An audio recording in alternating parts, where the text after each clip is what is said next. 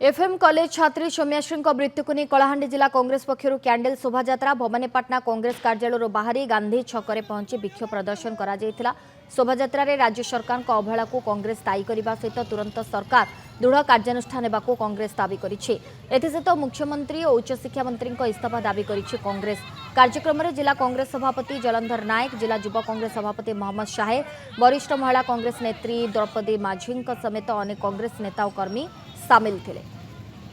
मोर दाबी होचे से झियो तार एपर्यंत न्याय पाई नहीं तार जीवन पळेगला मात्र न्याय पाई नहीं ताकू न्याय दरकार ता बोलिया ओडिसार हजार हजार संख्या महिला नाखोज तांकर जेन माने जोन भौणी मान अछंती तांको न्याय मिली नहीं तांको न्याय दे पारु नांती जो माने